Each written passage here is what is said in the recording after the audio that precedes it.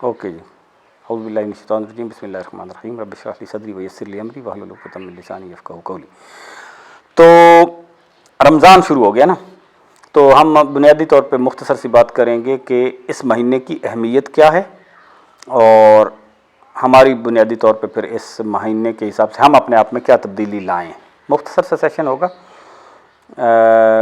پھر اگر ہمیں موقع ملتا رہا تو ہم ہر مہینے میں بھی ایک یہ سیشن کر سکتے ہیں, اور رمضان میں بھی ہم کئی سیشن کریں گے جو چیزیں سیکھتے جائیں گے تاکہ آہستہ آہستہ کہ اس مہینے کی کیا اہمیت ہے. مثال کے طور پہ محرم کی اہمیت کیا ہے, شوال کی کیا ہے, ربیع الاول کی کیا ہے.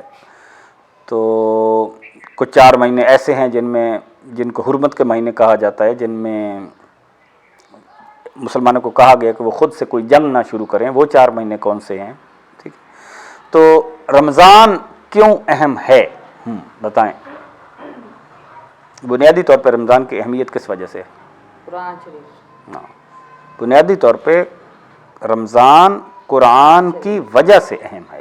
مثال کے طور پہ آپ کہیں کہ رمضان میں سے اگر قرآن کو نکال دیا جائے, اگر قرآن رمضان میں نہ اترتا تو رمضان کی خود سے کوئی اہمیت نہیں. رمضان کی اصل اہمیت قرآن پاک کی وجہ سے, ٹھیک ہے نا. قرآن پاک کی ایون نماز کی اہمیت بھی قرآن پاک کی وجہ سے. قرآن اللہ کا کلام ہے نا, ٹھیک ہے. تو ہم اللہ سے ملاقات تو ہر عقیدے والا آدمی, صحیح عقیدے والا اللہ سے ملاقات کرے گا. اس کا جو پاسپورٹ ہے, اس کی جو ٹکٹ ہے وہ کلمہ ہے. کلمہ وہ ٹکٹ ہے جس کی وجہ سے ہماری اللہ تعالیٰ سے ملاقات ہوگی. باقی جو کلمے پہ نہیں ہیں, اللہ تعالیٰ مطلب ہمیں ایمان رکھے, ان کی تو اللہ تعالیٰ سے ملاقات نہیں ہوگی. اور اب سوچیں کہ اللہ تعالیٰ سے ملاقات کتنا زبردست تجربہ ہے.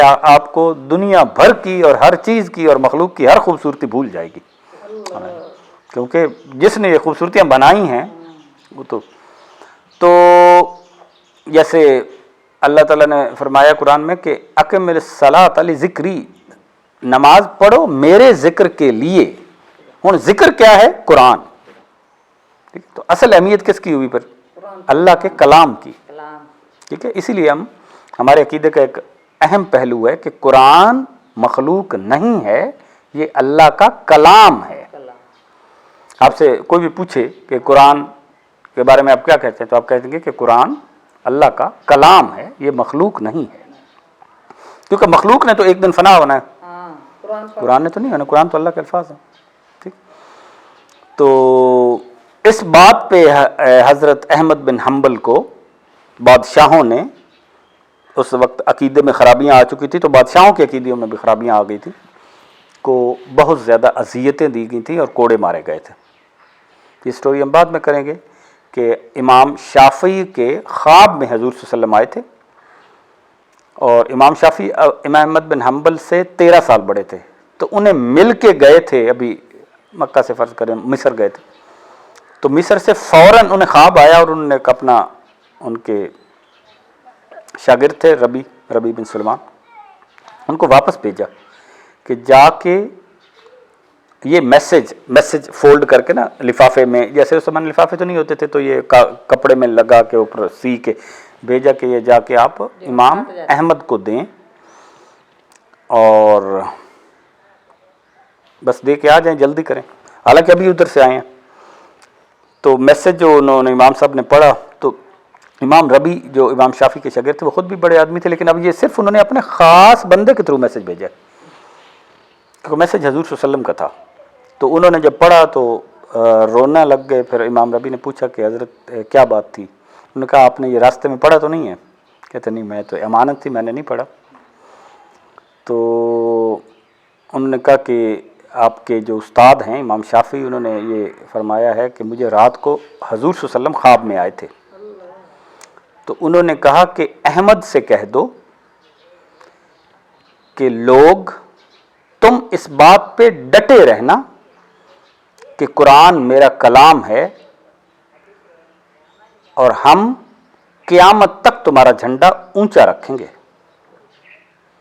تو یہ حضور صلی اللہ علیہ وسلم کا آرڈر تھا ایک قسم کا اور اس کے لیے انہیں اتنا ستایا گیا کہ ہر دفعہ کوڑے مارتے تھے وہ بے ہوش ہو جاتے تھے.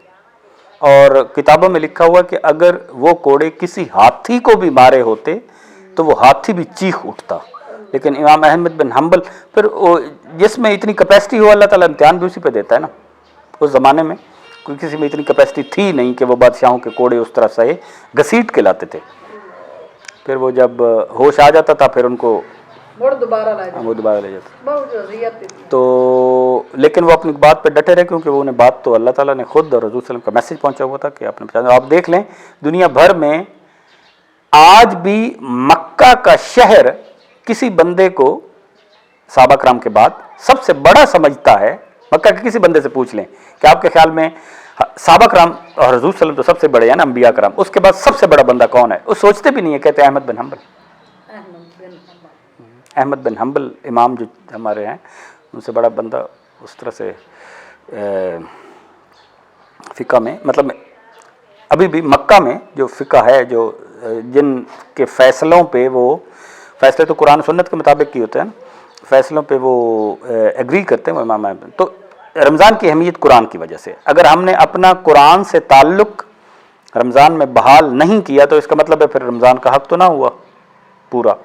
تو مسلمانوں پہ 2 دفعہ قرآن پڑھنا منیمم ضروری ہے، منیمم. ورنہ تو 30 سپارے اسی لیے بنے تھے. 30 سپارے صحابہ کرام کے دور میں نہیں تھے. صحابہ کے کرام کے دور میں صرف 7 منزلیں تھیں، اور 7 منزلیں قرآن کو برابر برابر بانٹتی ہیں.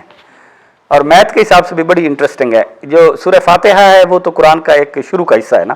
باقی پہلی 3 صورتیں، پھر اگلی 5 صورتیں، پھر اگلی 7 صورتیں، پھر اگلی 11 صورتیں، پھر اگلی 13 صورتیں، پھر اگلی 65 صورتیں. اور لیکن ان کی تعداد بڑھتی جا رہی ہے تعداد کے مطابق، لیکن ان کا سائز بالکل سیم ہے. تو یہ تھا کہ مسلمان 7 دن میں تو قرآن ختم کریں گے ہی. لیکن اب ہم کس قسم کے مسلمان ہیں؟ ٹھیک ہے. تو منیمم جو قرآن کا حق ہے، میں اس کے لیے کہ منیمم سے ہم منیمم پہ آ جائیں. ہمیں سٹینڈرڈ جس طرح ہم دنیا میں کہتے ہیں نا اس سے بڑی گاڑی لینی ہے اور اس سے اچھا کپڑا لینا ہے، دین میں ہم بائی چانس ہمارا حالات اتنے ایسے ہیں کہ ہم گھٹ سے گھٹ سٹینڈرڈ پورا کر دیں. نفل نہیں پڑھتے، ہم خود سارے ایسے ہیں، اللہ تعالیٰ معاف. تو منیمم سٹینڈرڈ یہ ہے کہ 1 دفعہ قرآن رمضان میں ختم کریں اور 1 دفعہ باقی 11 مہینوں میں. 2 دفعہ قرآن پاک کو میں سے گزرنا ہر مسلمان کا منیمم حق ہے. اور قرآن آخرت کے بعد، جیسے کل ہماری وہ ماسی فوت ہو گئی ہیں، جو بندہ یہاں سے چلا گیا اس کی قیامت شروع ہو گئی. یہ نہیں کہ قیامت بعد میں، اس کی قیامت شروع ہو گئی. اس کی قبر یا تو جنت کے باغوں میں سے باغ ہے یا دوزخ کے گڑھوں میں سے گڑھ ہے. لہذا قرآن نیوٹرل نہیں رہے گا بندے کے حساب کتاب میں. قرآن لازمی آئے گا کہ یا اللہ یہ میرے ساتھ اس کا تعلق رہا ہے، یا یہ کہے گا کہ یا اللہ مجھے اس نے اگنور کیا ہے. یہ قرآن پاک میں خود لکھا ہوا ہے. ٹھیک ہے نا. قرآن محجورہ کے لفظ ہے کہ یا اللہ انہوں نے تو مجھے بھلا ہی دیا تھا. عجیب شاید ہوتی ہے نا، تو بھول جاندی تو پیٹی چ پئی ہوندی. ٹھیک. تو مسلمانوں کی کوئی سب سے بڑی کوئی ایک چیز لیں تو دوسرا اقبال نے بھی کہا ہے نا، وہ زمانے میں معزز تھے مسلمان ہو کر اور تم خوار ہوئے تارک قرآن ہو کر. آپ قرآن کو ترک کر کے ہم اس لیول پہ بیٹھے ہوئے ہیں کہ پیسے بھی سب سے زیادہ ہمارے پاس ہیں، ملک بھی سب سے زیادہ ہمارے پاس ہیں، لیکن دنیا میں عزت کوئی نہیں. تو ہماری عزت اللہ نے قرآن سے جوڑی ہوئی ہے. ٹھیک ہو گیا. تو رمضان میں ہمیں اپنا وہ تعلق قرآن سے بحال کرنا ہے، یہ تو منیمم ہو گیا. دوسرا یہ ہے کہ رمضان ہماری تربیت کا ہے ایک موقع کہ جو چیزیں ہم سارا سال ہمیں نہیں موقع ملتا. اور رمضان کے بہت سارے فوائد ہیں، بعد میں بات کریں گے. لیکن ایک چیز کا ہمیں کمٹمنٹ کرنی چاہیے کہ یار ہمارے اندر جو خامیاں ہیں وہ ہم نے خود ٹھیک کرنی ہے. اب باہر سے کوئی نہیں آئے گا. اللہ تعالیٰ نے اپنے رسول بھیج دیا ایز اے ماڈل، اپنا قرآن بھیج دیا ایز اے کلام. تو اب تو ہم نے اپنا خود، اور ہمیں چوائس دے دیا. یہ چوائس شاید کی مکھی یا بلی یا چوہے کے پاس نہیں ہے. ان کو جو کام دیا وہ کری جا رہے ہیں. انسان کے پاس یہ چوائس ہے کہ نہیں کرتے، سوئے رہتے ہو، نماز نہیں پڑھتے، چوائس ہے. تو ہم یہ کہہ نہیں سکتے کہ یا اللہ میں نے تو موقع نہیں ملے. نو، اللہ اتنے چوائس دیتا ہے. اور خرابیاں کرنے کے باوجود اللہ نے کہا کہ جب بھی تم واپس آؤ گے، ہاں اس وقت جب فرشتے نظر آنا شروع ہو جائیں گے موت سے چند لمحے پہلے، پھر ہر بندہ توبہ کرتا ہے कोशिश कर फिरौन ने भी की थी, लेकिन तौबा का दरवाजा और पर्दा उठने से पहले तक है। पहले बेशक आखिरी लम्हे में आप कर लो, लेकिन हम आखिरी लम्हे का किसी को पता है? अभी यहां पे जलजला कल आया है ना, ठीक, आपने देखा वो जलजला हमारे जो 2005 में आया था। तो जिंदगी तो इसी तरह, जमीन की स्पीड आम गोली की स्पीड से 10 गुना ज्यादा है। गोली जो आप बुलेट फायर करते हैं ना, वो 3 किलोमीटर 5 किलोमीटर 1 सेकंड में जाती है, ठीक है। जमीन 30 किलोमीटर जाती है 1 सेकंड में, से बुलेट की तरह जा रही है, लेकिन किसी शय से टकरा नहीं रही। हम समझते हैं कि हम हादसात से आजाद हैं, नहीं, अल्लाह ने लगातार हर सेकंड हमें हादसात से बचा के रखा हुआ है। हम जो एक सांस लेते हैं ना, एक सांस, हमारे अंदर 2 करोड़ जरासीम जाते हैं, और अंदर एक जंग होती है हमारे फेफड़ों की और जरासीमों की, और कितने सांस लेते रहते हैं, और हर दफा हम अल्लाह ताला हमारे अंदर वाले जरासीमों को जीतवाता है, फिर वो जज़ब होता है गैस। कभी 1 लाखों में से 1 दफा वो जीत जाते हैं तो हम कहते हैं एलर्जी हो गई, लेकिन वो फिर भूल जाता है कि जो इतने 50 लाख साल है ने तो नहीं हुआ, वो हिफाजत कौन कर रहा है? अल्लाह ताला। इस लेवल की हिफाजत कर रहे हैं। मतलब अब सोचें, आंखों के लिए अल्लाह ताला ने स्पेशल फरिश्ते दिए हुए हैं। अब देखिए, हमें इतनी इतनी चीजें लगती हैं, लेकिन आंखों पे बहुत शाज़ो नादिर ही कोई चीज लगती है, लगती नहीं है, क्योंकि आंखों के स्पेशल, हर बंदे के आपको पता होना चाहिए 10 फरिश्ते हैं हर बंदे के साथ, इधर इधर इधर इधर इधर, 2 नहीं है, 2 तो वो नहीं, हिसाब किताब रखने वाले, 10, इतनी इज्जत दी हुई। तो एक कमिटमेंट ये करनी हमें चाहिए कि हमारे अंदर जो कमजोरियां हैं, उनमें से ज्यादातर कमजोरियां जुबान की हैं या हाथों पैरों की हैं? जुबान की। 100 में से 99 कमजोरियां हमारी जुबान की। हम कितनी दफा 50 साल 60 साल की उम्र में कितनी दफा हाथापाई से लड़ते हैं?